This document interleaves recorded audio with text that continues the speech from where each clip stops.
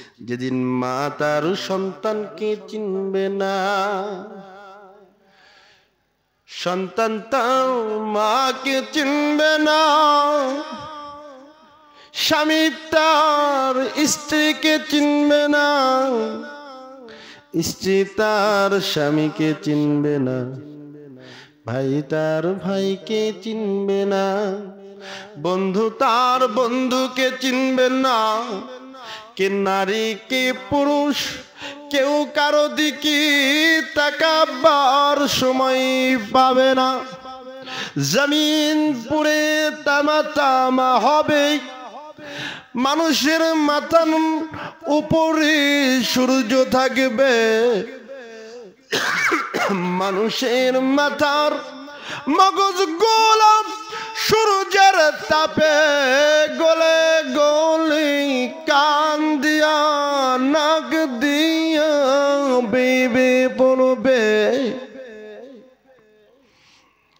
ওই কঠিন মুসিবতের দিনে আমার মালিক যাদেরকে উম্মতে মুহাম্মদ হিসাবে কবুল করে নিয়েছেন বাজার, যুবক তোমাদেরকেই বলছি, জীবনে আনন্দ করার তো কত সুযোগ পেয়েছ, জীবনে অনেক বাজার পাবা, মেলা পাবা, ঠিক কিনা? এখন তো বাজার ঘরে ঘরে, কি বলেন? পৃথিবীর মধ্যে সব থেকে নিকৃষ্ট জায়গা কোনটা?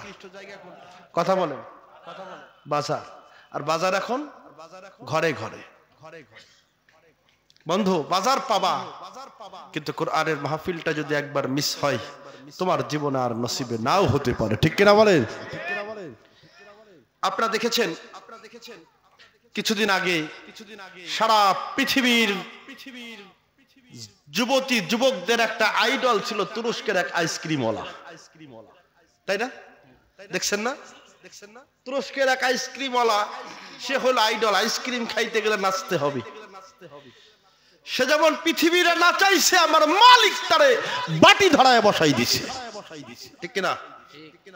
সে পৃথিবীকে নাচাইছে, মালিক তারে বাটি ধরায়া জমিনে বসাই দিছে। যুবক তুমি আমি জানি না চোখটা বন্ধ হইলে আর জীবনে খুলবে কিনা। আমরা জানি না নিঃশ্বাসটা ছাড়লে আর জীবনে টান দিতে পারবো কিনা। আমরা এও জানি না নিঃশ্বাসটা বন্ধ হলে, নিঃশ্বাসটা টান দিলে আর ছাড়তে পারবো কিনা। জানি না রাতের বেলায় ঘুমায়া আছে আর জীবনে ঘুম ভাঙবে কিনা, ঠিক কিনা? মেলার মাহফিল বন্ধু অনেক পাওয়া, কিন্তু জান্নাতের বাগান তোমার নসিবে নাও জুটতে পারে। কিছুদিন আগে পত্রিকায় দেখলাম কতগুলা ছেলে বাড়ি থেকে বের হইছে। কোথায়? বাড়ি থেকে বের হইছে। বাড়ি থেকে বের হইছে। ওরা যখন বের হইছে তখন জানে না যে ওরা জীবনে ফিরবে না। গান গাইতে গাইতে, ডিজে বাজাইতে বাজাইতে, নাচতে নাচতে নাচতে নাচতে শয়তান যা করলে খুশি ওরা তাই করতে করতে গেছে। কিন্তু ওরা তো ঘর থেকে বেরোইছে, মালিক বাইর করে দিছে, কিন্তু ফেরত আর দেন না। ট্রেনে কাটা পড়ে প্রায় কয়েকটা ছেলে লাশ হয়ে ঘরে ফিরল। এজন্যই বলছি বন্ধু, যারা রাস্তায় আসো, জানি না কোন কথাটার কারণে তোমার আমার জীবনের গুনাহ আমার মালিক মাফ করে দিতে পারে কি পারে না। কথা বলেন, পারে কি পারে না? ভাইরা, এই জন্য যারা এখনো বাইরে আছেন, মেহেরবানি করে জান্নাতের বাগানের মধ্যে চলে আসেন। আলহামদুলিল্লাহ, আলহামদুলিল্লাহ নাহমাদুহু ওয়া নাস্তাঈনুহু ওয়া নাস্তাগফিরুহু ওয়া নু'মিনু বিহি ওয়া নাতাওয়াক্কালু আলাইহি ওয়া নাউযু বিল্লাহি মিন শুরুরি আনফুসিনা ওয়া মিন সাইয়্যাতি আমালিনা। من يهدي الله فلا مضل له ومن يضلله فلا هادي له ونشهد أن وسيدنا ونبينا وحبيبنا ومولانا محمدا عبده ورسوله الذي أرسله بالحق بشيرا ونذيرا وداعيا إلى الله بإذنه وسراجا منيرا فقد قال الله تعالى في كلامه المجيد والفرقانه الحميد أعوذ بالله من الشيطان الرجيم بسم الله الرحمن الرحيم من كان يرد الحياة الدنيا وزينتها نوفي إليهم أموالهم فيها ولهم فيها لا يبخسون قال النبي صلى الله عليه وسلم إذا وقعت لقمة من الحرم في بطن ابن آدم لعناه كل مالك في الأرض السماء ما دمت تلك لقمات في بطن وإن متى على تلك الحالات فمأواه جهنم وقال تعالى في شان حبيب إن الله وملائكته يصلون على النبي يا أيها الذين آمنوا صلوا عليه وسلموا تسليما درود اللهم এই পাশে যে কারেন্টটা আছে ওটা একটা সাইড করে দাও ডাইরেক্ট আসছে কানে এই পাশে একটা স্টেজে যেটা দিছে স্টেজের দিকে একটা সাইড করে দাও দুইটা একটু সাইড করে দাও ডাইরেক্ট কানে আসছে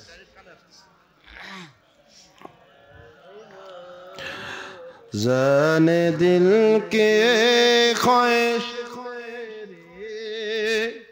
राह जाओ मदीने में हवाए गम बर पेशानी खुदाया तो नसीब कर दिया अल्लाहुम्मा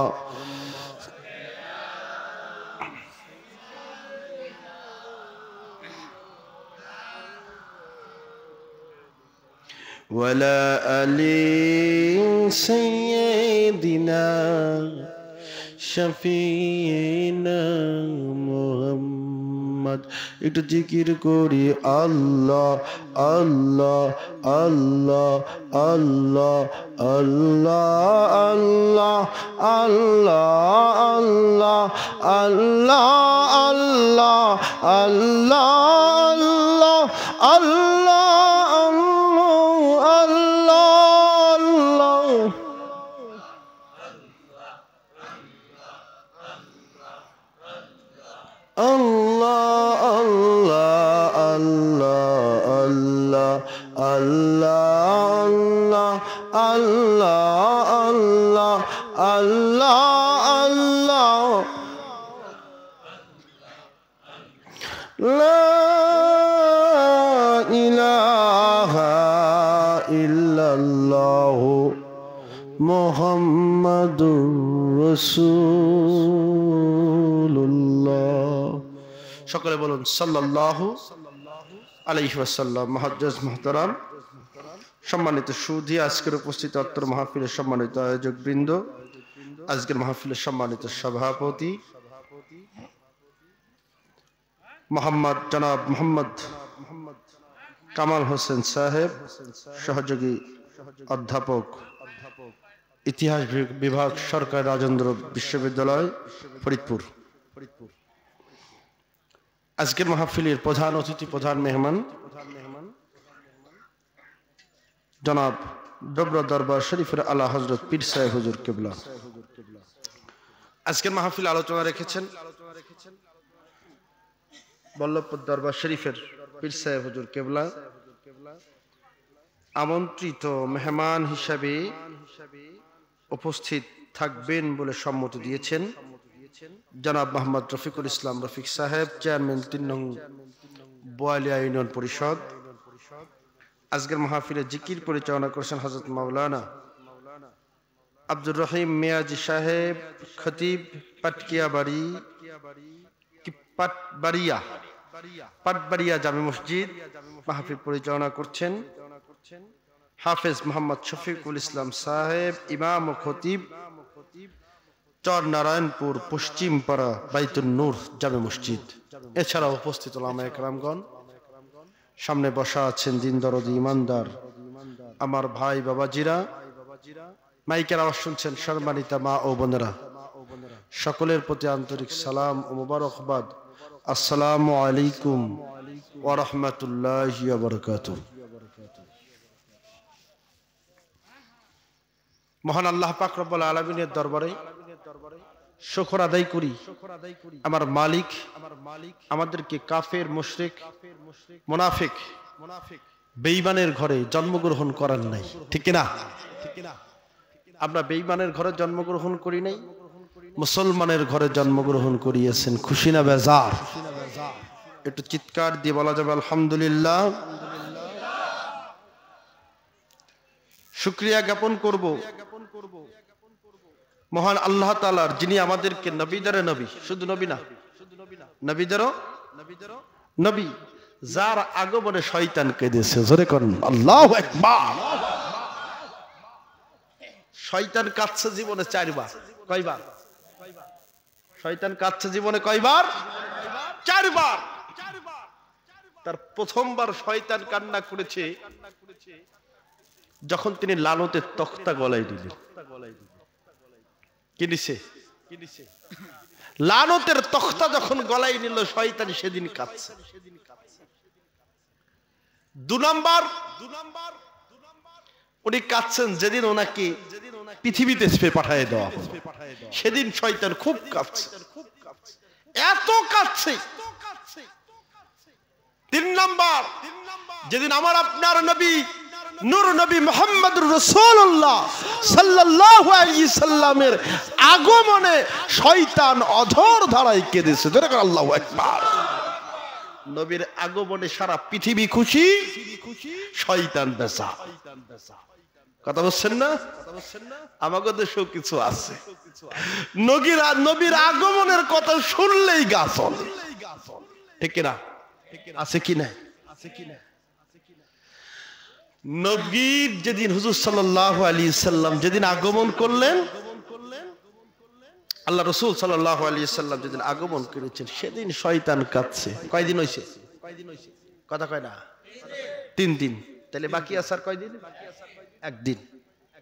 আর যেদিন আমার আল্লাহ তাআলা সূরাতুল ফাতিহা, সূরাতুল ফাতিহা, সূরাতুশ শিফা, যেটা বলে আলহামদুলিল্লাহ সূরা, ঠিক কি না? আপনারা পড়েন না?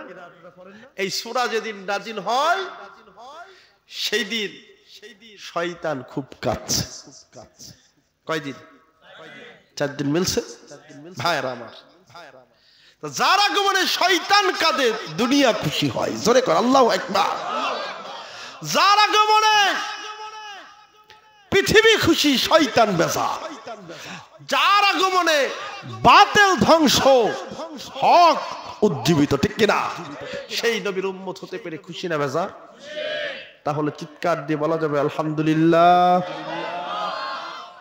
আমার নবী নূর নবী মুহাম্মদুর রাসূলুল্লাহ সাল্লাল্লাহু আলাইহি সাল্লামের কিছু স্পেশাল আমার আল্লাহ দিয়েছে। স্পেশাল কি বল? আছে না কিছু স্পেশাল? থাকে না? আজকে যদি মাননীয় প্রধানমন্ত্রী যদি আপনাদের এই বাংলাদেশ হাটে আসতো, তাহলে তার জন্য সবকিছু স্পেশাল ব্যবস্থাপনা থাকতো কিনা? সে যদি গাড়ি যোগে আসতো, যে রাস্তা দিয়ে আসতো, সেই রাস্তা দিয়ে প্রোটোকল, কত ডিজিআই, ডিজিএফআই, এনএসআই ইত্যাদিতে বিভিন্ন রকম সরকারি সংস্থাগুলো, প্রশাসনের লোক স্পেশাল ভাবে তাদের জন্য রাস্তায় কাজ করতো, এই এলাকায় স্পেশাল ফোর্স লাগায় দিত, ঠিক না? সে তো প্রধানমন্ত্রী। আমার রাসূল সাল্লাল্লাহু আলাইহি সাল্লাম সৃষ্টির মধ্যে একটা স্পেশাল রেখেছে। সে স্পেশালটা কি? আদম আলাইহিস সালাম, আদম আলাইহিস সালামের নামের পর একটা নাম আছে সফিউল্লাহ, আদম সফিউল্লাহ। ইব্রাহিম আলাইহিস সালামের নামের পরে ইব্রাহিম খলিলুল্লাহ। ইসমাইল আলাইহিস সালামের নামের পরে ইসমাইল জবিহুল্লাহ। ইয়াকুব আলাইহিস সালামের নামের পরে ইয়াকুব ইসরাইলুল্লাহ। মুসা আলাইহিস সালামের নামের পরে মুসা কালিমুল্লাহ। দাউদ আলাইহিস সালামের নামের পরে দাউদ খলিফাতুল্লাহ। ঈসা আলাইহিস সালামের নামের পরে ঈসা রূহুল্লাহ। সুবহানাল্লাহ বলবেন না? এই যে কয়টা নাম ব্যবহার হয়েছে, খলিলুল্লাহ, রূহুল্লাহ, এগুলো আল্লাহর নামের সাথে যাবে না, আল্লাহর সাথে যাবে না। মিশকাত শরীফের মধ্যে হাদিসটা এসেছে, আর আমার আল্লাহর সাথে আমার রাসূলের নামটা এমন যে আল্লাহর হাবিব আমার রাসূল, জোরে করে আল্লাহু আকবার। আর আমার হাবিবের, আমার রাসূলের হাবিব হলো আমার আল্লাহ, জোরে করে আল্লাহু আকবার। দুজন দুজনার ক্ষেত্রে ব্যবহার হবে, এটা অন্য কোন পয়গম্বরের ক্ষেত্রে ব্যবহার হবে না, জোরে করে আল্লাহু আকবার। তাহলে আল্লাহ রাসূল সাল্লাল্লাহু আলাইহি সাল্লামকে আল্লাহ তাআলা স্পেশাল করে দুনিয়াতে পাঠাইছে, জোরে করে আল্লাহু আকবার। এই আল্লাহ রাসূল সাল্লাল্লাহু আলাইহি সাল্লামের খবরটা আমার আল্লাহ তাআলা সমস্ত পয়গম্বরকে দিয়েছে, সুবহানাল্লাহ বলবেন না? আমার আল্লাহ রাসূল সাল্লাল্লাহু আলাইহি সাল্লামের খবরটা সমস্ত পয়গম্বরকে দিয়েছেন। শুধু তাই নয়, আমার রাসূলের উপর সর্বপ্রথম ঈমান এনেছে হযরতে আদম সফিউল্লাহ, জোরে করে আল্লাহু আকবার। কার উপরে আনছে ঈমান? হযরত মুহাম্মদ সাল্লাল্লাহু আলাইহি ওয়াসাল্লামের উপর। এতটুকু না, আল্লাহ তাআলা আমার রাসূল বলেন, আমি ওই সময়ও নবী ছিলাম যখন আদমের দেহের মধ্যে, আদমের মাটির জিসমের মধ্যে আমার মালিক রূহ নামক বস্তুটা ঢোকাই না, তখনও আমার নবী ছিলেন, যারা বলেন আল্লাহু আকবার। তা আল্লাহ তাআলা তো নবীর জন্য একটা স্পেশাল ব্যবস্থা, উম্মতের একটা স্পেশাল ব্যবস্থা আছে কি নাই? কথা বলেন। উম্মতের জন্য একটা স্পেশাল ব্যবস্থা। তা যারা উম্মতে মুহাম্মাদি হতে পেরেছে, আমরা তো জন্ম নিয়েছি কি হিসাবে? উম্মতে মুহাম্মাদি হিসাবে জন্ম নিয়েছি। কারা কারা জন্ম নিয়েছে উম্মতে মুহাম্মাদি হিসাবে? সকলে জোরে তাকবীর দেন, নারে তাকবীর। আরো জোরে তাকবীর দেন, নারে তাকবীর। ভাইরা আমার, উম্মতে মুহাম্মাদি হয়ে জন্ম নিয়েছে। এখন প্রশ্ন হলো, স্কুলে ভর্তি হইলা, ক্লাস করলাম না, পড়াশোনা করলাম না, বই পুস্তক ধরলাম না, তাইলে কি ছাত্র থাকা যাবে? কথা বলেন, ছাত্র থাকা যাবে? ভাইরা আমার, আমার জীবনের শুরুর পড়াশোনাটা জেনারেল লাইনে। তবে ক্লাস 9-এ যখন পড়ি, তখন আমার এক টিচার বলেছিল যে পাস করাটাই সহজ, ফেল করাটাই কঠিন, আমি যদি ছাত্র হই। আমার টিচার বলেছিল ক্লাস 9-এ যখন পড়ি যে পাস করাটাই সহজ, ফেল করাটাই কঠিন, আমি যদি ছাত্র হই। তা আমি যদি উম্মত হই, জান্নাতে যাওয়াটাই সহজ, জাহান্নামে যাওয়াটাই কঠিন, ঠিক কিনা বলেন? আমি যদি উম্মত হই, তো উম্মতে মুহাম্মাদি করে মালিক তোমারে দুনিয়াতে পাঠাইছে। এই উম্মতে মুহাম্মাদিকে আল্লাহ একটা স্পেশাল দিয়েছে, জোরে করে আল্লাহু আকবার। উম্মতে মুহাম্মাদি কেমন স্পেশাল? উম্মতে মুহাম্মাদি স্পেশাল হলো, জান্নাতের প্রথম দ্বারটা উন্মুক্ত করবেন আমার রাসূল, জোরে বলুন আল্লাহু আকবার। জান্নাতটা প্রথম দ্বার উন্মুক্ত করবে আমার আল্লাহ রাসূল, আর উনি সাথে সঙ্গে নেবেন আখেরি জামানার পয়গম্বর নবী মুহাম্মদ রাসূলুল্লাহ সাল্লাল্লাহু আলাইহি সাল্লামের গরিব ইমানদার উম্মতগুলারে জান্নাতে দিবে আগে। জোরে করে আল্লাহু আকবার। এই জন্য পয়গম্বররা বলতো, মালিক তুমি তো পাঠাইলা দুনিয়ায় নবী করে না পাঠাইয়া যদি উম্মত করতে তাহলে খুব বেশি ভালো হতো। উম্মতের অনেক দাম। জোরে করে আল্লাহু আকবার। উম্মতের অনেক দাম। ভাইরা, এই নবী যদি আপনি উম্মত হন, কথা বলছেন না, আমি আগেই বলেছি যে উম্মত হওয়া যেমন ছাত্র হইলে পাস করাটাই সহজ, ফেল করাটাই কঠিন। উম্মত হইলে জান্নাতে যাওয়াটাই সহজ, জাহান্নামে যাওয়াটাই কঠিন। উম্মতে মুহাম্মদ হিসাবে আল্লাহ যাদেরকে কবুল করে নিবেন এদেরকে কাল কিয়ামতের ময়দানে কঠিন মুসিবতের দিনে, যেদিন মা তার সন্তানকে চিনবে না, সন্তান তার মাকে চিনবে না, স্বামী তার স্ত্রীকে চিনবে না, স্ত্রী তার স্বামীকে চিনবে না, ভাই তার ভাইকে চিনবে না, বন্ধু তার বন্ধুকে চিনবে না, কে নারী কে পুরুষ কেউ কারো দিকে তাকাবার সময় পাবে না। জমিন পুড়ে তামা তামা হবে, মানুষের মাথার উপরে সূর্য থাকবে, মানুষের মাথার মগজ গোলাম সূর্যের তাপে গলে গলে, কান দিয়া নাক দিয়া বেবে পড়বে। ওই কঠিন মুসিবতের দিনে আমার মালিক যাদেরকে উম্মতে মুহাম্মদ হিসাবে কবুল করে নিয়েছেন বাজান, ওই উম্মতে মুহাম্মাদের জন্য আমার মালিক আরশের ছায়া দিয়া ছায়া দিবে। আল্লাহু আকবার। আর কোন নবীর উম্মতদের জন্য এই ব্যবস্থা থাকবে না, উম্মতে মুহাম্মাদের জন্য স্পেশাল। কথা বুঝছেন না? কিয়ামতের ময়দানে লোকেদের চেহারা পুড়ে কালো কালো হয়ে যাবে, হিসাব দিতে দিতে নিজে দেহের ঘামে হাঁটু থেকে গলা পর্যন্ত পানি হয়ে যাবে। যদি আমলনামাটা বাম হাতে দিয়ে দেয়, ওই বাম হাতটা সিনার মধ্য দিয়া ঢুকাইয়া পিছন দিক দিয়ে বের করা হবে, জিহ্বাটা টান দিয়া নাভির সাথে লটকে দেওয়া হবে। তৃষ্ণায় পানি পানি বলে সকলেই চিৎকার করবে। যারা উম্মতে মুহাম্মাদি হিসাবে মালিকের দরবারে কবুল হয়েছিল, ওই উম্মতে মুহাম্মাদিদের জন্য আমার মালিক একটা স্পেশাল আমার রাসূলের হাতে হাউজে কাউসার দান করবে। আল্লাহু আকবার। বরাদ্দ কাদের জন্য?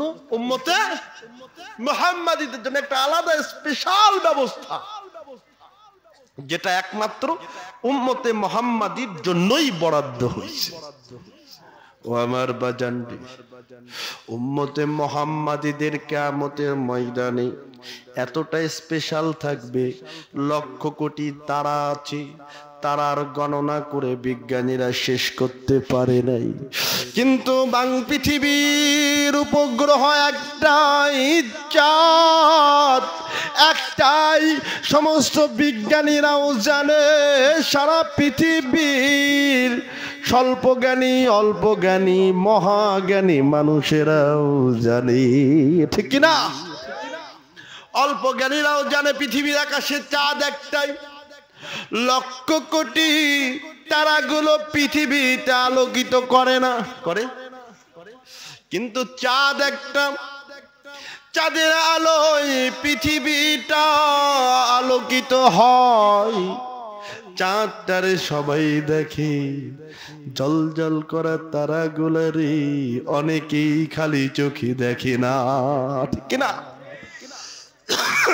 কিয়ামতের ময়দানে কঠিন মুসিবতের দিনে উম্মতে মুহাম্মাদের চেহারা চাঁদের মতো জল জল করবি। সুবহানাল্লাহ, কি বেটা? তাদের চেহারা দিয়া নূর ঝরে, তাদের হাত দিয়া নূর ঝরে, তাদের পা দিয়া নূর ঝরে। আল্লাহু আকবার। লক্ষ কোটি তারার মাঝে চাঁদ যেমন দেখা যায়, উম্মতে মুহাম্মাদের চেহারা কিয়ামতের ময়দানে তেমনই দেখা যাবে। তাইলে উম্মতে মুহাম্মাদি একটা স্পেশাল না? কথা বলেন। এখন বাজানরা আমার, ভাইয়ের সম্পদ ফাঁকি দিলে কি উম্মতে মুহাম্মাদি হওয়া যাবে? কথা কয় না? বোনের সম্পদ ফাঁকি দিলে কি উম্মতে মুহাম্মাদি হওয়া যাবে? চিল্লায় কোন? ফুফুর 20 লাখ টাকার জমিন 2 লাখ টাকা দিয়া নিয়া নতুন এক সেট জামা কাপড় কিনে দিয়া লিখে নিলে কি উম্মতে মুহাম্মাদি হওয়া যাবে? দাদার সাথে আমার সখ্যতা ভালো আছে, চাচা গুলান্ডে ফাঁকি দিয়া, ভাই গুলান্ডে ফাঁকি দিয়া বাংলাদেশ হাটের মেন পজিশনের জমিনটা লিখে নিয়েছি, কেউ জানে না। দাদা ভালোবাসে, লিখে দিছি, ফাঁকি দিছি সব গুলান্ডে। ওইটাই তো পাকা উম্মতে মুহাম্মাদি, তাই না? ও আমার বাবাজিরা, প্রতিবেশীর জমিনের মধ্যে 2 হাত ঢুকে যাইয়া খুঁটো গাড়লে কি উম্মতে মুহাম্মাদি হওয়া যাবে? একটা লোকের অন্যায় ভাবে আঘাত করলে উম্মতি মুহাম্মাদি হওয়া যায় না, যাবে? ও আমার বাবাজিরা, আপনি যত বড় নামাজি মানুষ হন, যত বড় রোজাদার মানুষ হন, যত বড় হজ করা মানুষ হন, যত বড় মুরাকাবা মুশাহাদা করা মানুষ হন, যত বড় ইবাদত বন্দেগী করা মানুষ হন, কিয়ামত পর্যন্ত হায়াত পেয়েছেন, তওবা পড়ছেন, কিয়ামত পর্যন্ত হায়াত পেয়েছেন, আপনি দাঁড়িয়াপুর হুজুরের বাড়ি জোড়া গরু নিয়ে যান, ডোবরা হুজুরের বাড়ি জোড়া গরু নিয়ে যান, ফুরপুরার হুজুরদের সাথে থাকেন, দাওয়াতে তাবলীগে সময় দেন, দাওয়া চরমনায় আটরশি যান, আপনি শাসনতন্ত্র আন্দোলন করেন বা যান, যে যে দলটাই করেন, মনে রাখেন মুসলমান, পৃথিবীর সকল গুনারও ক্ষমা আছে। অংশীদারের 1 ইঞ্চি জমিন, 1 ইঞ্চি হক ফাঁকি দেওয়ার ক্ষমাটা আমার মালিকের দরবারে নাই। কথা কি বুঝে আসে? ওয়াজ আর লাগবে? কথা বলেন। এত ওয়াজ মাহফিল দেন, এত পীরের বাড়ি যান, এত হুজুরের বাড়ি যান, আলেম উলামা গো এত তাজিম করেন। বন্ধু, আপনাকেই বলছি, ও মুসলমান আপনাকেই বলছি, ও বাবাজি আপনাকেই বলছি, ও ইমানদার আপনাকেই বলছি, আপনার হকদারের ফয়সালাটা আগে করেন। টুপি মাথায় বাগুন চুরি চলবে? কথা বলেন। টুপি মাথায় বাগুন চুরি চলবে? ভাই, সব বন্দিগি ঠিক আছে, গোড়াই গন্ডগোল রাখলে কোন বন্দিগির দাম মালিকের কাছে নাই। কথা বুঝতে পেরেছেন? আপনি চিন্তা করছেন যে আপনি আপনার দুনিয়ার পার্থিব জীবনের জন্য পার্থিব জীবনের জন্য আপনি হারামের সঙ্গে যুক্ত হবেন, আমার মালিক আপনার সোজা করে দিবেন। কথা বুঝে আসে? মুসলমান ভাইরে 1% জমিন দিয়া, ভাইরে 1% জমিন কম দিয়া আপনি দুনিয়া ক্রয় করেছেন, আখিরাতটা নিতে পারেন। আমার আল্লাহ তাআলা ডাক দিয়া বলেন, বিসমিল্লাহির রহমানির রহিম, ইয়া আইয়ুহাল্লাযীনা আমানু লা তুলহিকুম আমওয়ালুকুম ওয়ালা আওলাদুকুম আন যিকরিল্লাহ ওয়া মান ইয়াফআলু যালিকা ফাউলাইকা হুমুল খাসিরুন। আমার আল্লাহ তাআলা ডাক দেয়, হে ঈমানদারেরা, তোমাদের সহায়, তোমাদের সম্পদ, তোমাদের সন্তান সন্ততিগুলা তোমার রবের শরণ থেকে দূরে সরায়া না দেয়। তুমি যখন ভাইরে ফাঁকি দাও, মালিকের কথা তোমার মনে থাকে না থাকে। তুমি যখন বন্ডে ফাঁকি দাও, মালিকের কথা মনে থাকে না। তুমি যখন মাঠের মধ্যে জমিনটা আল কুপাইতে কুপাইতে তুমি আর একজনের জমিনের মধ্যে পিলার দাও, মালিকের কথা মনে থাকে না। তুমি যখন প্রতিবেশীর জমিনের মধ্যে ঢুকে যাও, মালিকের কথা মনে থাকে না। ও ইমাম সাহেব, ও হাজী সাহেব, ও মাওলানা সাহেব, ও পীর সাহেব, ও পীর সাহেবের বেটা, জেনে রাখুন আপনার বেটি বেপরদায় চলে, আপনি তারে বাধা দেন না। আপনার সন্তান সারা দেশের কুকর্ম করে, আপনি তারে বাধা দেন না। ও পীর ভাই, জেনে রাখিন আপনার বেটা নামাজ পড়ে না, আপনি তারে নামাজ না পড়ার জন্য বাদ বন্ধ করেন নাই। কিয়ামত পর্যন্ত মুরাকাবা মুশাহাদা করেন না কেন বাজান? আপনার সন্তান আর আপনার সম্পদ আপনার জাহান্নামের কারণ হবে। ভাইরা, কি ওয়াজ করব? যা করব তাই তো আপনাকে আমাকে গায়ে লেগেছে। কিন্তু উম্মত যদি হতে চান, উম্মতে মুহাম্মাদি যদি হতে চান, আপনার জান্নাতটাই সহজ, জাহান্নামটাই কঠিন। উম্মতে মুহাম্মাদি যদি হতে চান, তাহলে আপনার মানাটাই সহজ, না মানাটাই কঠিন। কথা বুঝছেন না? রিজিকের ফয়সালা করবে কি? আরো জোরে বলেন, চিল্লায় বলেন, অন্তর থেকে একটু আল্লাহকে ডাক দেন তো, আল্লাহ আল্লাহ আল্লাহ। আল্লাহকে যখন ডাক দিবেন অন্তর থেকে, রিজিকের ফয়সালা করবে কে? আপনারা জিব্রাইল আজরাইলের নাম শুনছেন? আজরাইলের নাম শুনছেন? আজরাইলের নাম শোনেন নাই কারা কারা? হাত তোলেন তো। সবাই শুনছেন। আজরাইলকে একদিন আমার মালিক ডাক দিছে। আজরাইল উপস্থিত। আজরাইল ডাক দিয়া বলছে, ইয়া রাব্বাল আলামিন, আপনি তো তুলনা উপমাবিহীন, আপনি আমাকে স্মরণ করেছেন। আজরাইল, তুমি তো জান কবজ করো, তোমার কি মায়া হয় না? দরদ হয় না? মায়া লাগে না? কি বলেন? আল্লাহ প্রশ্ন করছে, আজরাইল তোমার কি মায়া হয় না? আজরাইল বলতেছে, মালিক মায়া তো হয়, মায়া তো হয়, কিন্তু যখন আপনার হুকুম এসে যায় তখন আর আপনার হুকুম শোনার সাথে সাথে সমস্ত মায়া চলে যায়, আপনার হুকুম পালন করার জন্য ব্যস্ত থাকি।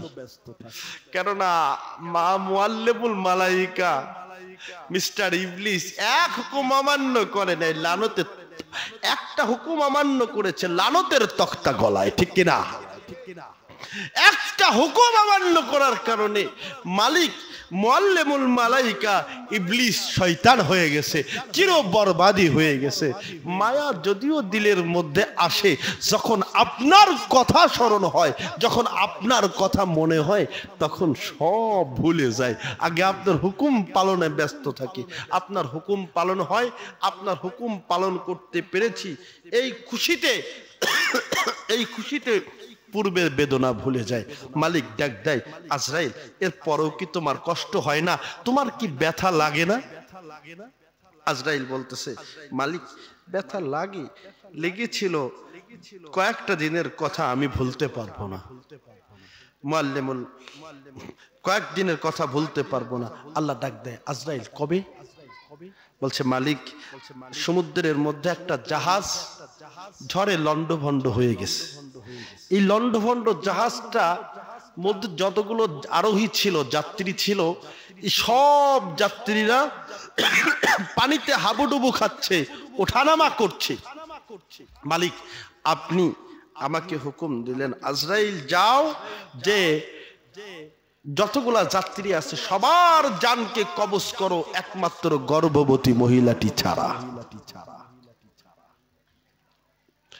গর্ভবতী মহিলাটি ছাড়া সবার জান কবজ করো। মালিক আমি গেলাম, আমি যাইয়া জাহাজের আরোহীদের যতগুলো যাত্রী ছিল সবার জান কবজ করলাম, কিন্তু গর্ভবতী মহিলাটির জান আমি কবজ করি না। ওই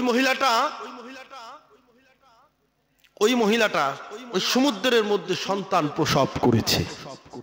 সন্তানটারে ভাসায়া, সন্তানটার একটা তখতার উপরে রেখে ভাসতে ভাসতে চলছে। মালিক আপনি যখন আমারে ডাক দেয়া বললেন, আজরাইল ওই যে ভাসমান সন্তানটা নিয়ে মা যায়, ওই মাটারে নিয়ে আসো, সন্তানটারে রেখে আসো। আজরাইল ডাক দেয়া বলে, মালিক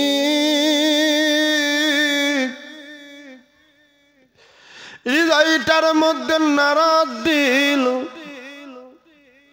যে সন্তান মায়ের চেহারা দেখার সুযোগ পাই নাই, সন্তানের চেহারা মা দেখার সুযোগ পাই নাই, মায়ের কণ্ঠটা বাচ্চার কানে ঢুকে নাই, একটা বার মায়ের এক ফোঁটা দুধ মার বুকের দুধ পান করার সুযোগ পাই নাই।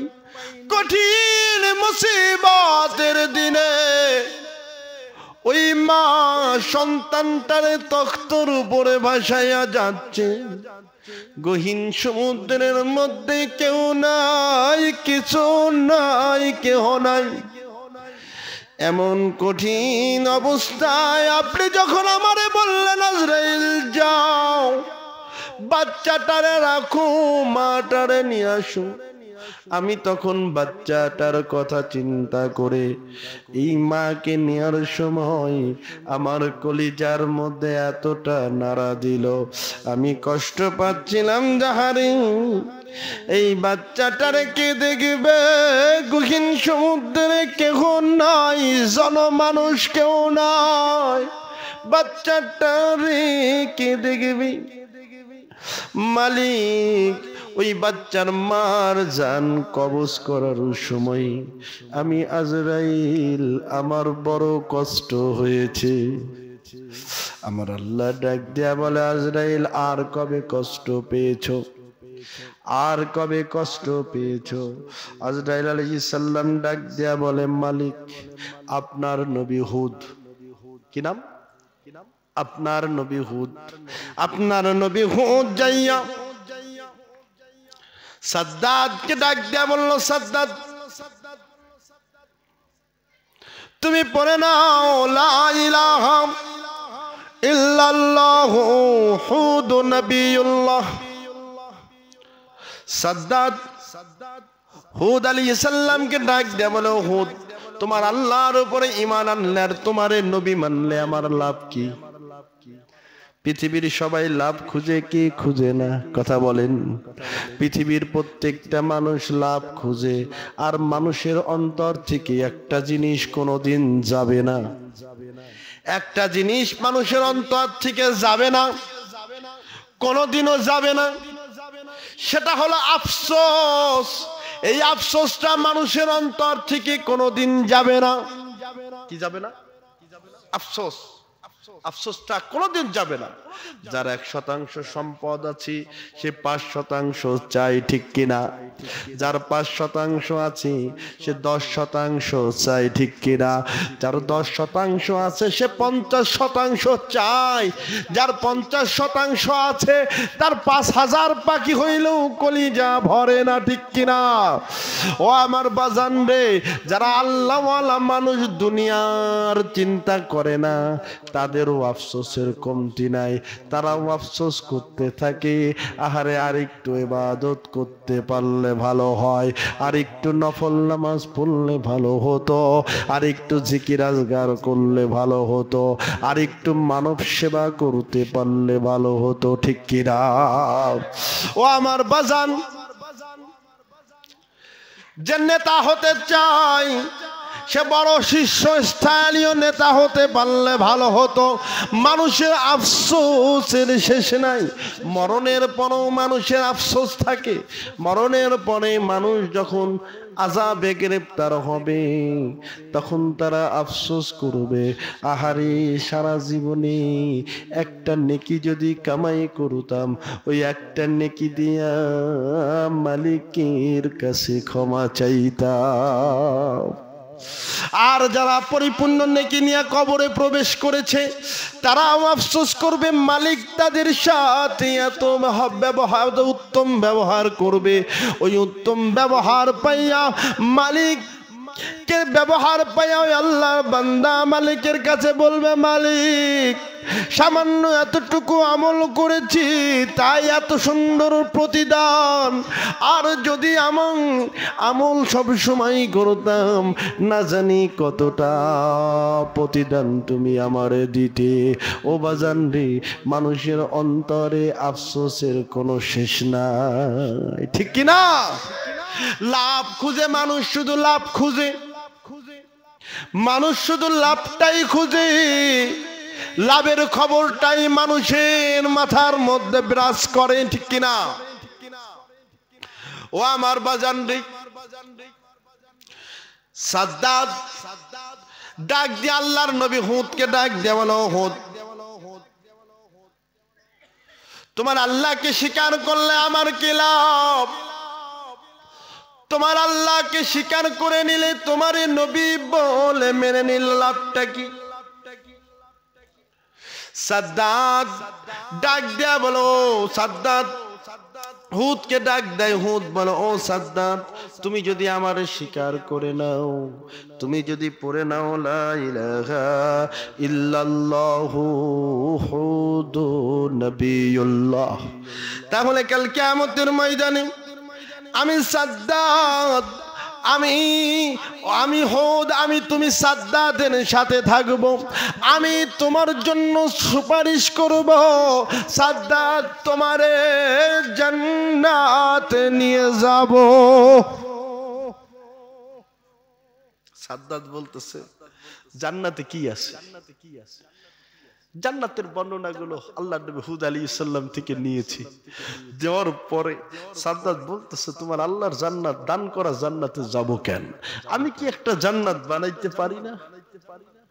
আমাদের দেশে কিছু মানুষ আছে না, বিচার ক্ষমতায়, আমাদের দেশের একটা রীতি আছে, ক্ষমতাধর যারা তারা সাথে সাথে বিচার করে, ঠিক কিনা?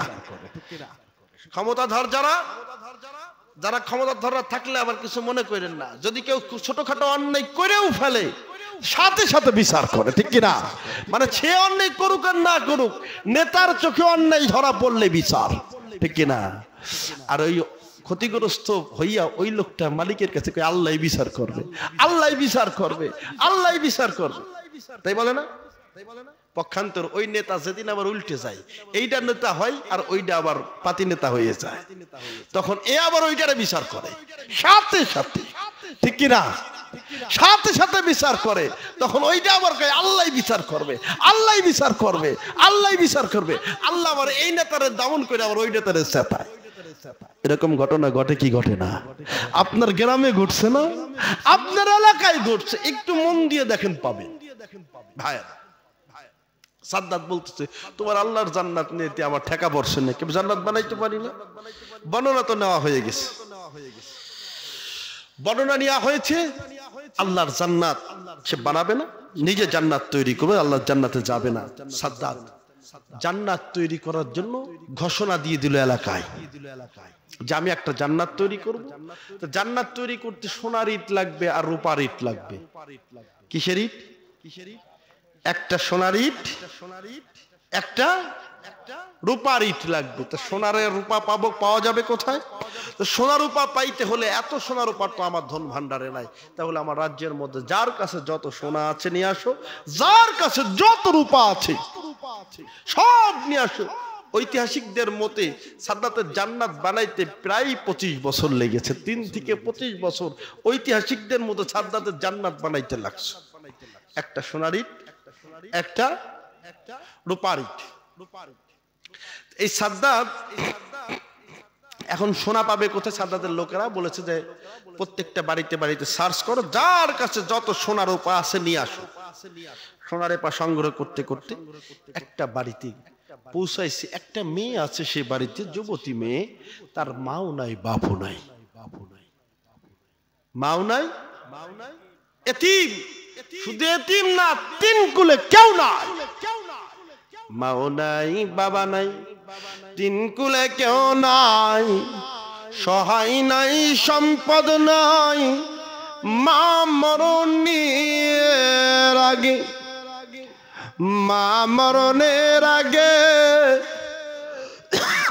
1 খণ্ড রূপার টুকরা দিয়ে বলেছিল, মারে সম্পদ বলতে তো আর কিছুই দিতে পারলাম না, এই 1 খণ্ড রূপার টুকরাটা নেই, এইটাই তোর সম্পদ।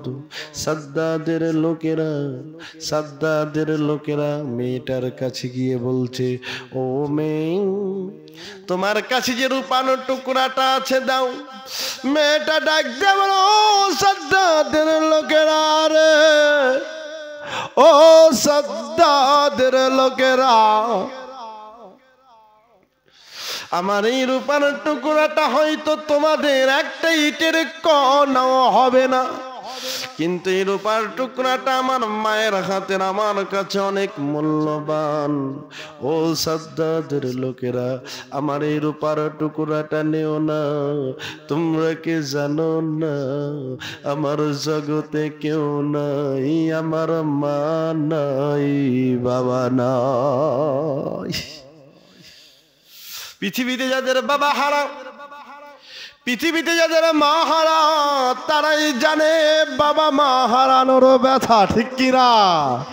যাদের মা নাই তাদের পৃথিবী বলতে কিছু নাই, দরদ গরজের কেউ নাই, দরদ গরজের মানুষ নাই।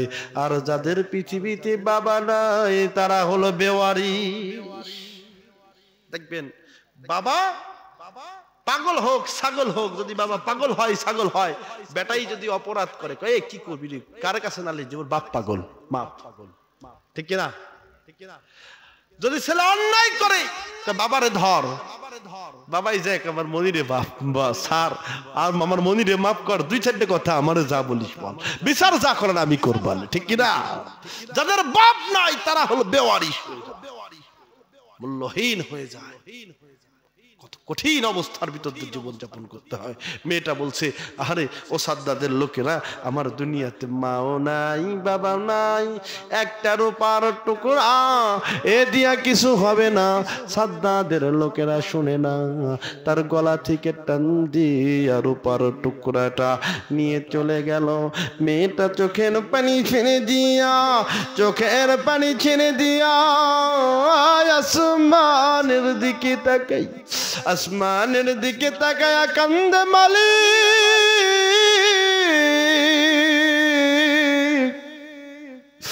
সাদ্দাত যে রূপার টুকরাটা আমার কাছ থেকে নিল যে জান্নাত বানানোর জন্য, ওই জান্নাতের ঘ্রাণটা সাদ্দাত যেন ওই জান্নাতের ঘ্রাণটা না পায়। আল্লাহু আকবার। ও আমার বাজান রে, ও আমার ভাইরা রে, মজলুমের দোয়া, অসহায়ের দোয়া আল্লাহ দুনিয়াতে কারো সবল করে পাঠাইছে, কারো দুর্বল করে পাঠাইছে, ঠিক কিনা? কারো দুনিয়াতে সবল করে পাঠাইছে, কারো দুনিয়াতে দুর্বল করে পাঠাইছে। তুমি সবল হইয়া মুসলিমের অন্তরে যদি আঘাত দাও রে বন্ধু, ও ইমানদার, তুমি শক্তিশালী হইয়া অসহায়ের যদি কষ্ট দাও, অসহায় যদি কষ্ট পাইয়া মালিকের দরবার বিচার দেয়, ওই অসহায় আর আমার মালিকের মাঝে কোনো পর্দা থাকে না। আল্লাহু আকবার। কোনো পর্দা থাকে না। মালিক আর ওই অসহায়ের কথাটা আমার মালিক নিজে শুনে। আল্লাহু আকবার। আপনাদেরকে বলে যাই, যদি আপনার সংসারে অশান্তি মনে হয়, আপনার সংসারে যদি ক্ষতির দিকে আশঙ্কা করেন, আপনার সংসারে যদি রোগ ব্যাধি সৃষ্টি হয়, আপনার সংসারে যদি গন্ধ ফেসাদ সৃষ্টি হয়, আপনি খেয়াল করবেন আপনি কার অন্তরে কষ্ট দিয়েছেন, আপনি খেয়াল করবেন কার হৃদয়ে ব্যথা দিয়েছেন, আপনি খেয়াল করবেন কার হক আপনি নষ্ট করেছেন কিনা। আর চেষ্টা করবেন যখন বাড়িতে সমস্যা শুরু হবে দান করবেন। কি করবেন? দান করবেন। কি করবেন? দান। দান আবার দুই ধরনের। দান কয় ধরনের? একটা হলো ফার্স্ট ক্লাস দান, আর একটা হলো থার্ড ক্লাস দান। ফার্স্ট ক্লাস দান হলো আপনি সমস্যায় পড়েছেন, আপনি দান খয়রাত করতে আসেন, এটা হলো ফার্স্ট ক্লাস দান। আপনি সমস্যায় পড়ছেন, কাফারা হিসাবে আপনি দরিদ্রদের মধ্যে কিছু কিছু দান করবেন। কথা বুঝতে পারছেন? খালি মসজিদ মাদ্রাসা দেখে দান করবেন না, অসহায় মানুষদের মধ্যে দান করবেন। কথা বুঝতে পেরেছেন? অসহায় দরিদ্র, খেতে পায় না, চলতে পায় না, আপনার প্রতিবেশী, আপনার মা, আপনার প্রতিবেশী, আপনার বোন, অনেকেই আছে ওষুধ কিনতে পারে না, ঠিক কিনা? অনেকে চিকিৎসার অভাবে মারা যাচ্ছে, অনেক মানুষ আছে অসহায় আপনার প্রতিবেশী, তাদেরকে আপনি দান করেন, দেখবেন আপনার সমস্যা দূর হয়ে গেছে। আমাদের দেশে আবার থার্ড ক্লাস দানের প্রবণতাটা একটু বেশি। কথা বুঝছেন না?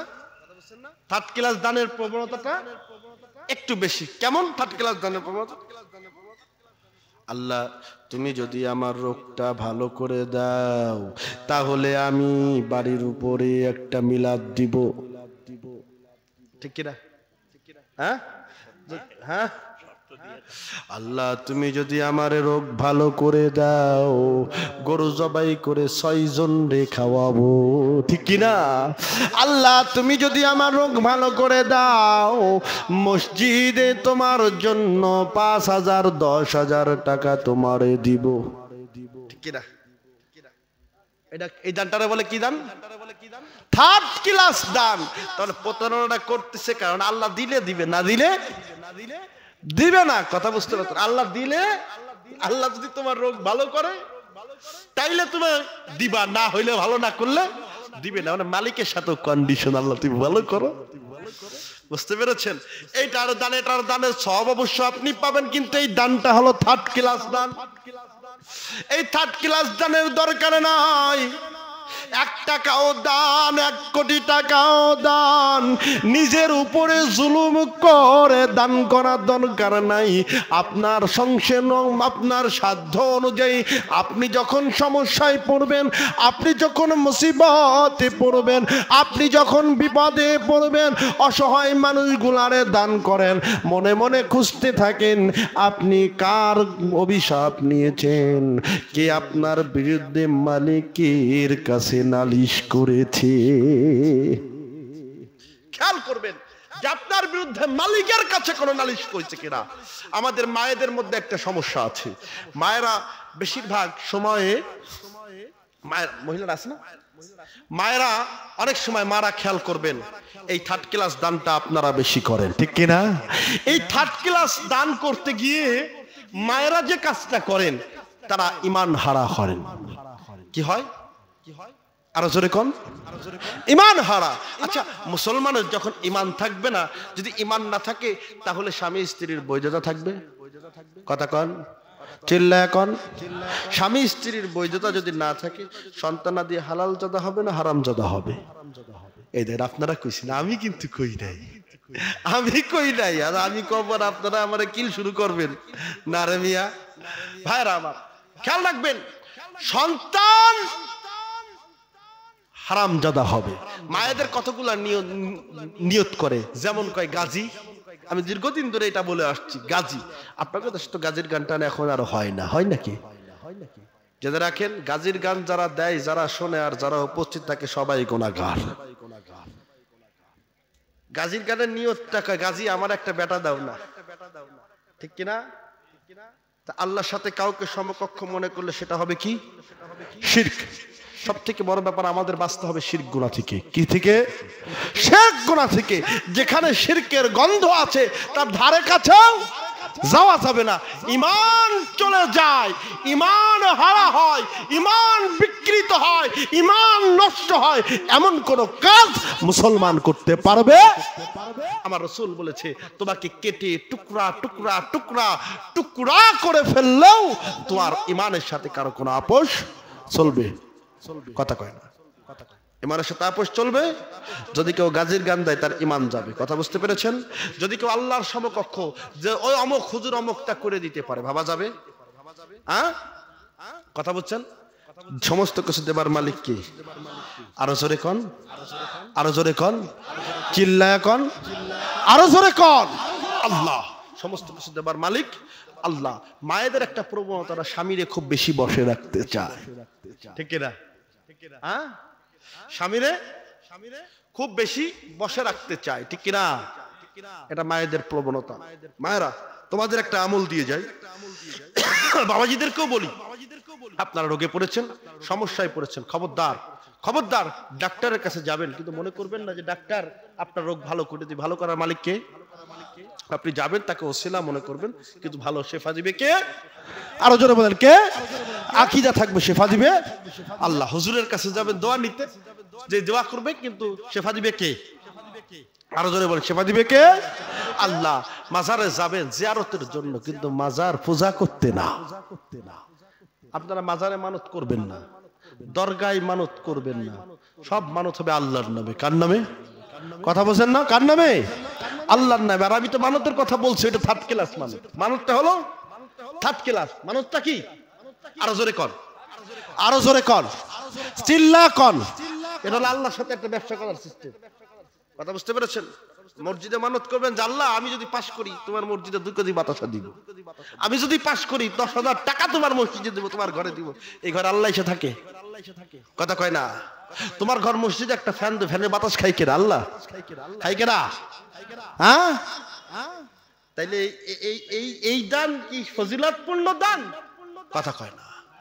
ভাইরা আমার, মায়েরা, তোমাদেরকে বলছি, খবরদার। আমার জীবনে আমি যতগুলো বার পাইছি সব বারে মহিলারা বসে। বার বসে নাকি আপনাদের দেশে? গাছাবার আসে না? সব জায়গায় গাছাবার। বেটি মানুষের কাছে কেন বার আসে?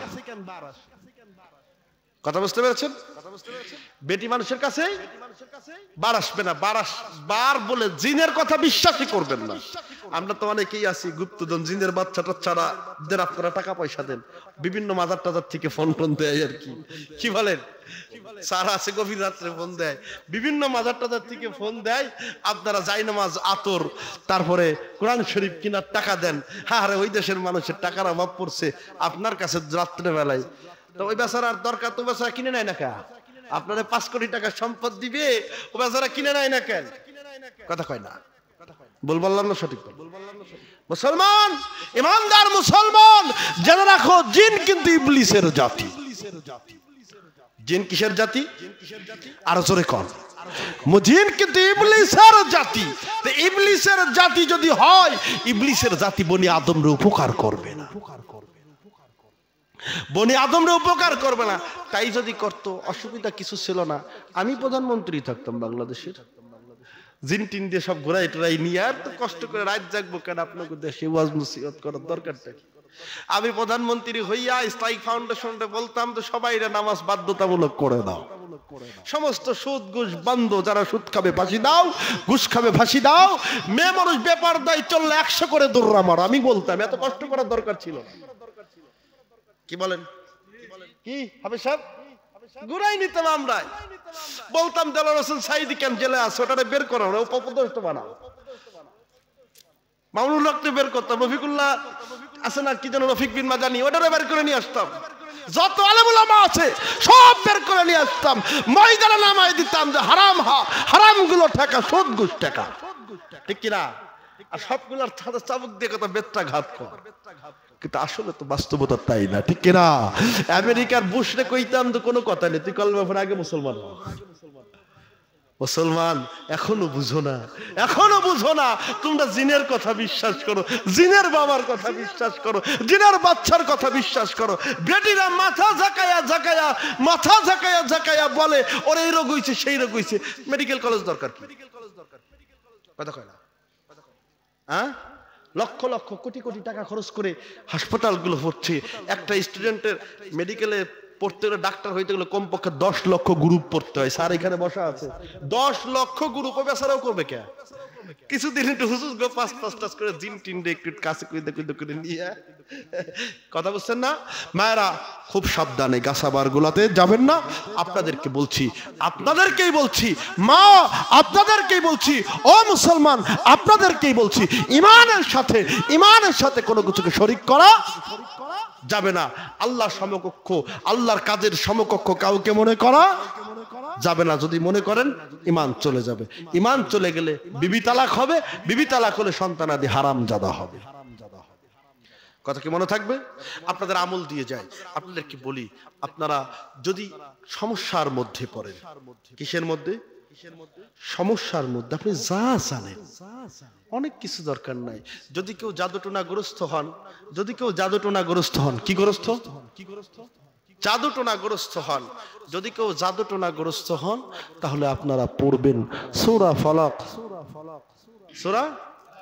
সূরা ফালাক আপনারা পারেন না? হ্যাঁ, পারেন না? সূরা নাস পড়বেন, সূরা নাস পড়বেন, সূরা ফালাক পড়বেন। একটা আমল দেই, যদি কেউ নিয়মিত ভাবে বাড়িতে পড়ে ইয়া আল্লাহু ইয়া কাহারু ইয়া জালিলু ইয়া জব্বার, তাইলে ওই বাড়িতে জিন ভূতের আক্রমণ হবে। ওই বাড়িতে জিন ভূতের আক্রমণ হবে না।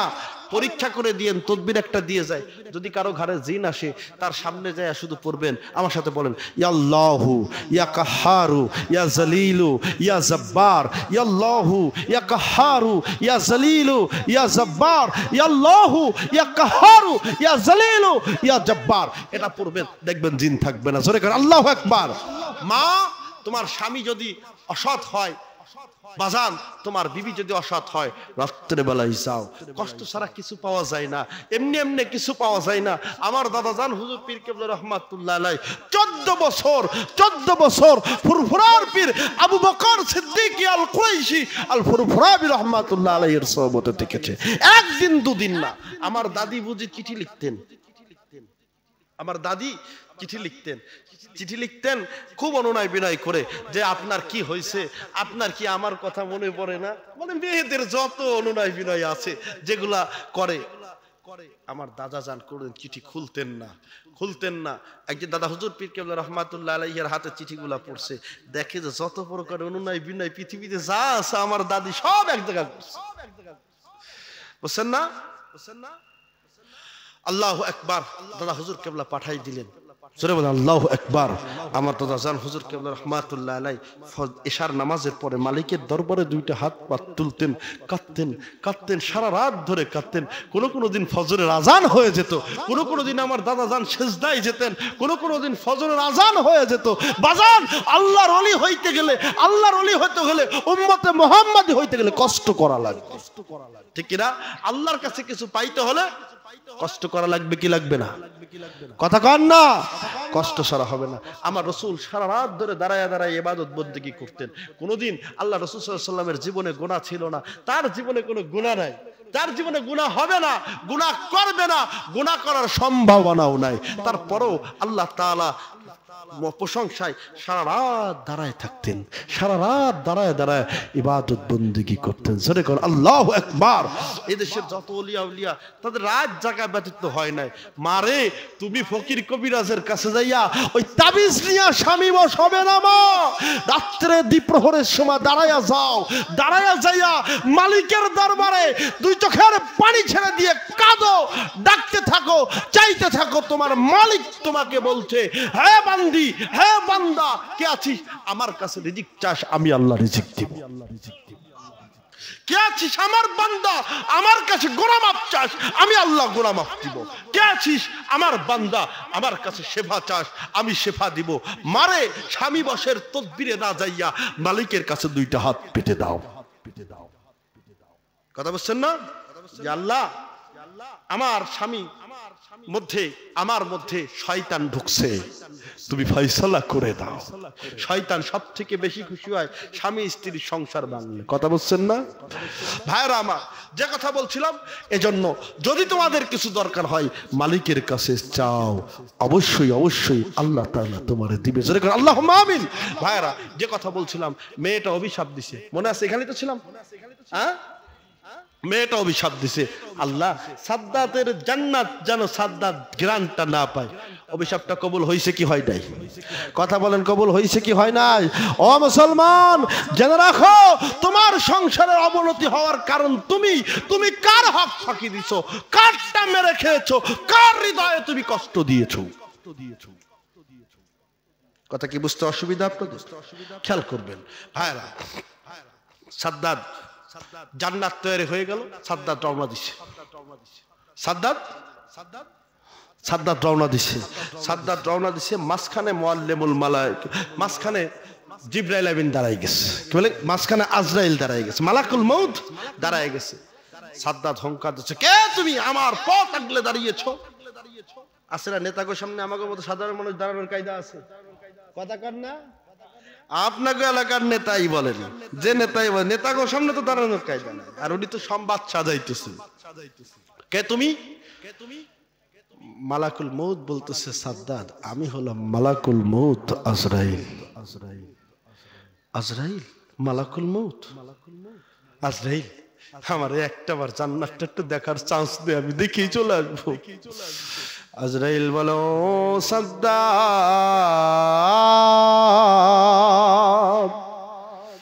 আল্লাহ তোমারে জান্নাত বানাবার হুকুম দিয়েছে, জান্নাত দেখার হুকুম দেয় নাই।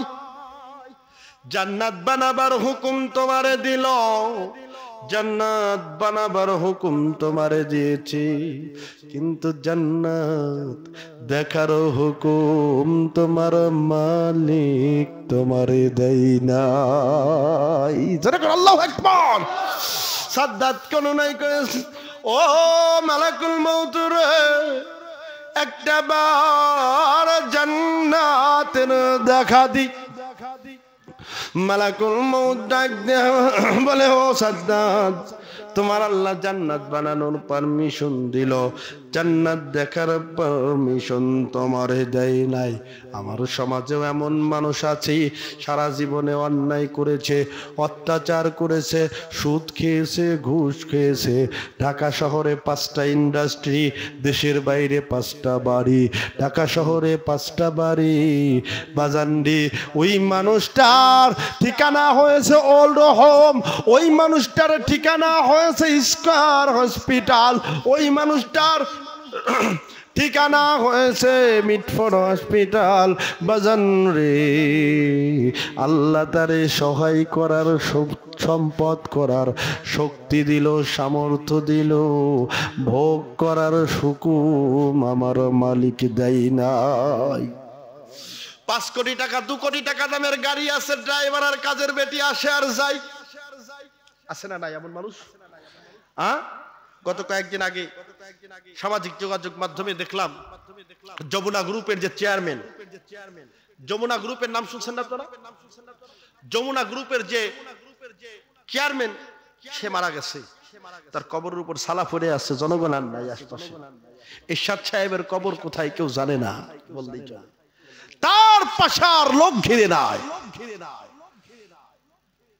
বাংলাদেশের অবদান রেখেছে অন্যতম নেতা মাওলানা আব্দুল হামিদ খান ভাসানী, তার কথা আর মোড়ে মোড়ে কেউ আলোচনা করে না।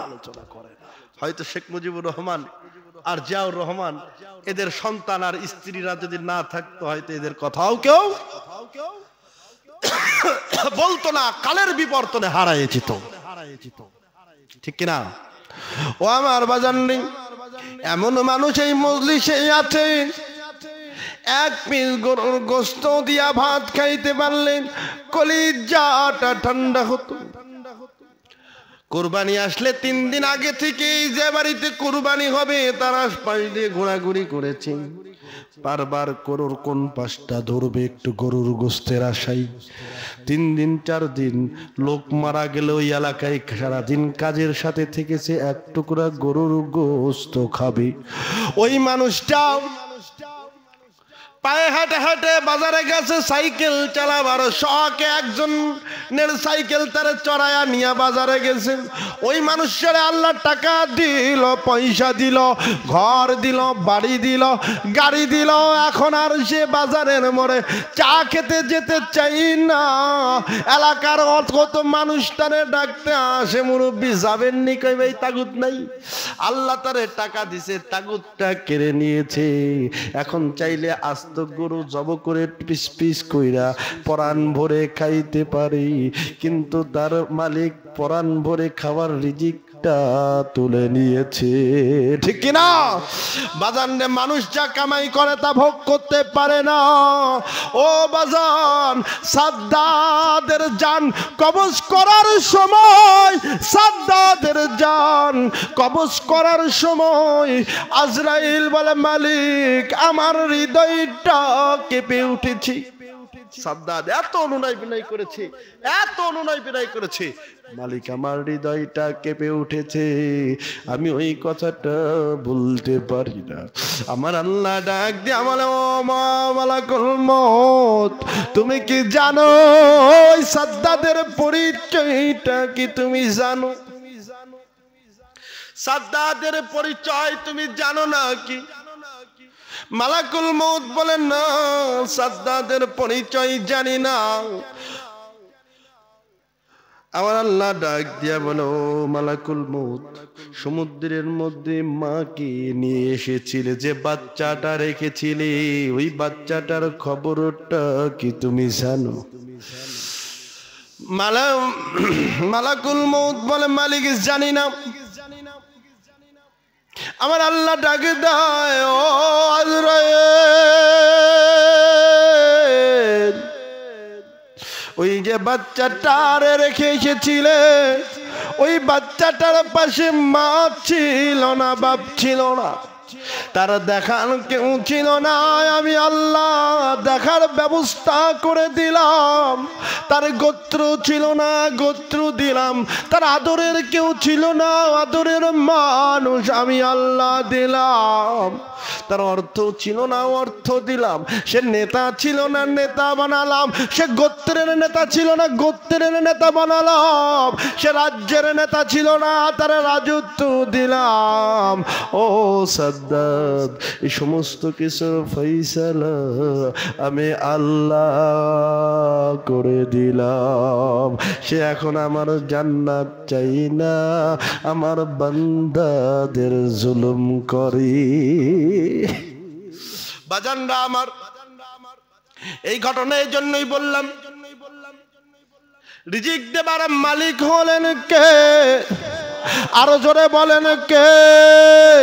চিল্লা বলেন কে? সম্পদ দেবার মালিক কে? আরো জোরে বলেন কে? বাংলাদেশে যিনি প্রথম বিমানে চড়ে বিয়ে করেছিলেন, ওই মানুষটাও খুলনা শহরে ভিক্ষা করে দিন পার করেছে। ও বাজান রে, যদি রিজিক দেবার মালিক আল্লাহ হয়, ভাইয়ের সম্পদটা কেন ফাঁকি দিয়া লিখে নেন? বোনের কেন তারাইয়া দেন? ফুফুর জন্য কেন লাঠি ধরেন? অসহায় গরিব মানুষটার জমিনটা কেন দখল নেন? পাওনাদারের টাকাটা কেন মেরে দেন? আপনি জিনা করবেন, তওবা পড়বেন, মালিক আপনারে মাফ দিবেন। আপনি নামাজ পড়েন নাই, ফিরে যাইয়া আমাল তওবা করে মালিকের দিকে ফিরে যান, মালিক আপনারে মাফ দিবে। আপনি রোজা করেন নাই, মালিকের দিকে ফিরে যান, মালিক আপনারে মাফ দিবে। আপনি মৃত্যুর আগ মুহূর্তেও যদি আপনি মালিকের দিকে ফিরে যান, মালিক আপনারে মাফ দিবে। কিন্তু আপনি যদি কারো হক মেরে থাকেন, ওইটার ক্ষমা আমার মালিকের হাতে নাই। কথা বুঝতে পারছেন ভাইরা আমার? সব গুনাহ করেন, কিন্তু আপনাদেরকে অনুরোধ করব কারো হক ফাঁকি দিয়েন না, কারো হক ফাঁকি দিয়েন না। এই গুনাহটা আমার মালিকের হাতে রাখে নাই। আপনি নামাজ পড়বেন, রোজা করবেন, হজ করবেন, যাকাত দিবেন, মুরাকাবা মুশাহাদা করবেন, দান খয়রাত করবেন, কোনোটাই কাজে আসবে না যদি আপনি কারো হক মেরে থাকেন। যদি বান্দা যদি কারো 1 বিঘত জমি অন্যায়ভাবে আত্মসাৎ করে, মালিক তার 7 তবক আসমান জমিন তার গলার মধ্যে ঝুলাইয়া দিবি। কথা বুঝে আসছে? ও আমার বাজান রে, ছোট্ট একটা আয়াত পড়েছিলাম সূরা হুদ থেকে। সূরা হুদের 15 নম্বর আয়াত পাঠ করেছিলাম। আমার মালিক ডাক দেয়া বলেন, বিসমিল্লাহির রহমানির রহিম, মান কানা ইউরাদুল হায়াতিদ দুনিয়া ওয়া জিনাতুহা নুওয়াফি ইলাইহিম আমওয়ালাহুম ফিহা ওয়া লাহুম ফিহা লা ইউবখাসুন। বান্দা, তোমরা যারা দুনিয়ার প্রতি আসক্ত, কিসের প্রতি? চিল্লায় এখন, আরো জোরে, আরো জোরে। তোমরা যারা দুনিয়ার প্রতি আসক্ত, তোমরা যারা পরকালকে ভুলে দুনিয়ার সামান সংগ্রহে ব্যস্ত থাকো, তোমরা যারা পরকালকে ভুলে গিয়ে দুনিয়ার সম্পদ কামাই ব্যস্ত থাকো, ও বান্দারা জেনে রাখো, তোমরা যারা দুনিয়া চাও, তোমাদের জন্য দুনিয়ায় দেওয়া হবে, তোমাদের জন্য দুনিয়ায় দেওয়া হবে। পরকালে তোমাদের জন্য কিছুই বরাদ্দ থাকবে না। তোমরা দুনিয়া চেয়েছিলে, হারাম খেয়ে রেখেছিল, একজন রে ফাঁকি দিয়ে রেখেছিলে, তুমি বোন রে ফাঁকি দিয়ে রেখেছ, ভাইরে ফাঁকি দিয়ে রেখেছ, প্রতিবেশীরে ফাঁকি দিয়ে রেখেছ, ফুফুরে ফাঁকি দিয়ে রেখেছ, চাচারে ফাঁকি দিয়ে রেখেছ। এরপরে তুমি নামাজ পড়ো, নামাজের বিনিময়ে আমার মালিক তোমারে দুনিয়ায় সম্পদ বাড়াবে, আখিরাতে কিছুই দিবে না। তুমি নামাজ পড়ছো না, সম্পদ ফাঁকি দেওয়ার না দাও, মসজিদে তো যাও, ঠিক কিনা? আমাদের দেশে সুদখোর ঘুষখোর গুলো মসজিদ কমিটির সভাপতি হয় না? কথা কন হয় কি হয় না? আমাদের দেশের বড় বড় সুদখোররা মোটা মোটা দান মসজিদে করে না? আমাদের দেশের বড় বড় চিটাররা মোটা মোটা দান মাদ্রাসায় করে না? আমাদের দেশের বড় বড় চিটার বাটপাররা এরা বড় বড় মাহফিল দিচ্ছে না? আচ্ছা, এরা তো একটা কাম করতেছে, ঠিক কিনা? আবার এগুলো সবের এরা বড় বড় চিটার বাটপার যেগুলো আছে এক জায়গার থেকে, যেমন আমাদের দেশে কিছু মানুষ আছে জাকাত ব্যবসায়ী গো চিনেন, ওই বিদেশের থেকে, বুঝছেন, বিদেশের থেকে কিছু জাকাতের অনুদানের টাকা আসে, এইবার আসে তো গার্মেন্টস শিপমেন্ট যারা আছে ওগুলোর কাছে অর্ডার দেখে, আমার দেশ গরিব, ঠিক আছে আমার দেশে মেলা গরিব মানুষ আছে, 5 টাকা কাপড় আমার লাগবো, ঠিক আছে দাও, 5 টাকা কাপড় অনুদানের টাকা পাইলো, বাজারে যায় সবচেয়ে সস্তা যেটা তালাশ করে, ঠিক কিনা? লুঙ্গি যে খান দেয়, টাকাইলে জ্যামিতি বক্স শুদ্ধ সব দেখা যায়, ঠিক কিনা? এ পাশ তো পাশ, ওই লুঙ্গিটা দেওয়ার জন্য আবার 3 দিন তার বাড়িতে কাম করাইছি, ঠিক কিনা? 3 দিন কাম করে 1200-1500 টাকা উদ্ধার করে নে, 350 টাকা দামের লুঙ্গি একখান দেয়, আছে কি নাই? কথা কয় না, আছে না? কাপড় অ্যালটমেন্ট পাইছে 5 ট্রাক, এই জায়গায় হাফ গাড়ি সস্তার গাইড পচা কাপড় কিনে নিয়ে এলাকায় নাম কামাই করে, মাঝে মধ্যে নির্বাচনের চিন্তা করে। এমন মানুষ আছে? আপনাকে দিক নাই? হ্যাঁ ভাইরা, এরাও তো দান করে, ঠিক কিনা? আমাদের দেশে কিছু নেতা কর্মীরা আছে, এরা তো ইমানটা শেষ করে দিয়েই নাম দান খায়। একটা জিনিস আপনাদেরকে বলে রাখি, বেজার হন আর খুশি হন। নেতাদেরকে বলি, যারা নেতা আছেন সমাজের নেতৃত্ব দেন, যে দল করেন, আপনারা জানেন ফুরফুরা সিলসিলার লোক কোনো রাজনীতির সাথে যুক্ত নাই। রাজনীতি যারা করে তাকেও ততটা পছন্দ করে। কথা বুঝছেন না? আমরা নিরপেক্ষ থাকতে, তবে যে দল করেন আপনাকে একটা সাবধান বাণী শোনাই যায়। শারদীয় শুভেচ্ছা দেয় না আপনাকে? এই শারদীয় শুভেচ্ছা পান না? কারা দেয়? আমাকে দেশের বড় বড় নেতারা, আমি দেহে কই, পুজো মণ্ডপে যাইয়া নেতা, অমুক নেতা চেয়ারম্যান পদপ্রার্থী 5,000 টাকা মন্দিরে দিছে। ও তো মন্দিরে 5,000 টাকা দেওয়ার সাথে সাথে ওর ইমানও গেছে, ওর বউ গেছে। ওই চেয়ারম্যান দিয়ে সমাজে কিছু হবে না। কথা বুঝতে পারছেন? ওই মেম্বার দিয়া সমাজে কিছু হবে না। ওরা বাটপার, ওই ধর্মেরও বাটপার, এ ধর্মেরও বাটপার। কথা বুঝতে পারছেন? রাগ হয়েন না বাজার, রাগ হয়েন না, রাগ হওয়ার বিষয় না। যারা ধর্মের লেবাস পরে, যারা ধর্মের লেবাস পরে গিরগিটির মতো রং বদলায়, তারা সকল ধর্মের শত্রু। কথা বুঝতে পেরেছেন? তারা সকল ধর্মের শত্রু। আপনি মনে করছেন মুসলমান, তুমি যদি নেতা হতে চাও, তোমার নেতা হিসাবে তোমার দায়িত্ব, তোমার এলাকায় যতগুলো গোত্র আছে সবগুলা দেখভাল করার দায়িত্ব তোমার। তাদের পূজার সময় আসছে, হিন্দু থাক, বৌদ্ধ থাক, খ্রিস্টান থাক, যাদের ধর্মীয় উৎসবের সময় তুমি তাদের অসহায়দের দেখে দেখে তুমি কিছু অর্থ দান করতে পারো, অবশ্যই পারো। তারা যে ধর্মীয় অনুশাসন, যেহেতু সংখ্যাগরিষ্ঠ দেশ বাংলাদেশ, ঠিক কিনা? সংখ্যাগরিষ্ঠ দেশ বাংলাদেশ। এই হুজুর আসছে নাকি? জোরে তাকবীর, নারায়ে তাকবীর। জনাব পীর সাহেব হুজুর কেবলা, জনাব ডবরার পীর সাহেব হুজুর কেবলা, নারায়ে তাকবীর। আসসালামু আলাইকুম ওয়া রাহমাতুল্লাহি ওয়া বারাকাতুহু।